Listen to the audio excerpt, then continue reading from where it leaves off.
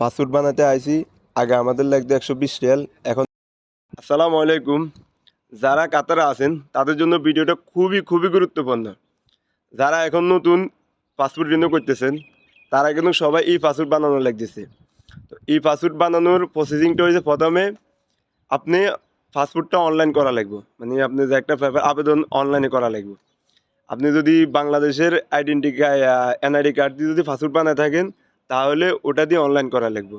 আর যদি আপনার NID card না থাকে, আপনার জন্ম নিবন্ধনের কার্ড আর পাসপোর্টের এগুলো মিল থাকা লাগবে। আর জন্ম নিবন্ধনের কার্ড আপনার অনলাইন করা লাগবে। তাই আপনি প্রথমে আগে অনলাইন করবেন, তারপর যে মনে করেন যে পাসপোর্টের জন্য অ্যাপ্লাই করবেন, মানে পাসপোর্ট জমা দিয়ে আসবেন। আর আপনি যদি ক্যাম্পে আসে ওরা নিজেরা তখন অনলাইন করে দিব, কিন্তু ওখানে টাকা বেশি নেবে। তো তারা এই পাসপোর্ট বানাইছেন যে লেবার, আপনাদের ওখানে যে বাংলাদেশে নিচে দিয়ে লেখা আছে আমির, আমির মানে হচ্ছে লেবার, ওখানে ওরা বলতেছে। তো ওদের শুধু লিখবো, যদি এম্বাসিতে বানান 205 রিয়াল লিখবো। আর ওটা ছাড়া অন্য যারা আছেন তাদের লিখবো আপনার 505 রিয়াল যদি এম্বাসিতে বানান। আর ক্যাম্পে যদি এরকম এম্বাসির লোক আসে, ওরা আসে বানালে 705 রিয়াল। আর লেবারের লিখবো 305 রিয়াল যদি ক্যাম্পে বা বিভিন্ন জায়গায় ওই যে এম্বাসির লোক আসি পাসপোর্ট বানাতেও আসে, তখন যদি বানান তখন 305 রিয়াল লিখবো। তো এটা হচ্ছে পাসপোর্টের কথা। তার দ্বিতীয় কথা হয়েছে যে মনে করেন যে এই 705 রিয়াল যেন আমাদের লাগছে, আমি লেবারের কাম করি, এরা আমার বলতেছে যে আপনার লেবারের ট্রেড নেই, আপনার কি আমির। আমি এটা আরবি এটা বাংলা কইছি, আমার খামার কি একটা ট্রেড লেখা আছে।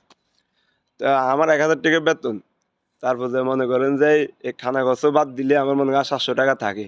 এই 700 টাকা যে এগুলো লই গেছে, এখন আমি এই মাসে বাড়িতে কি পাঠাম? হ্যাঁ।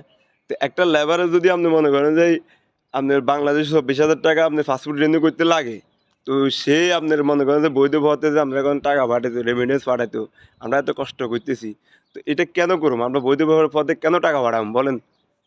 এখন এই যে ডক্টর ইউনূস স্যারের কে নিয়ে আমি অনেক ভিডিও বানাইছি যে স্যার ভালা, স্যার প্রবাসীদের জন্য এটা করবো এটা করবো, অনেক কিছু করি, গেলে এখন পর্যন্ত কোনো কিছু কার্যকর হয় নাই। যেটা শেখ হাসিনা করে গেছে ওটাই এখন পর্যন্ত নতুন যারা বলতেছেন যে না এ, এটা এটা মনে করেন ইয়াতে দেখাইতেছে এয়ারপোর্টে, এগুলো সব আগের ভাই, এগুলো ভিডিও, এগুলো আমরা বহুত আগে দেখছি, এগুলো আগের। এগুলো নতুন করে ইউনূস স্যারে কোনো কিছু এখন পর্যন্ত করে নাই প্রবাসীদের জন্য। কি একটা লাঞ্চ বানাইছে, মানুষের খানা খাইবেলা বানাইছে, মানুষের এখান থেকে বাইর যাবে সময় মানুষের কেমনে বাড়িতে যাবে এই চিন্তা থাকে, মানুষ ওখানে বসে বসে খাইবা।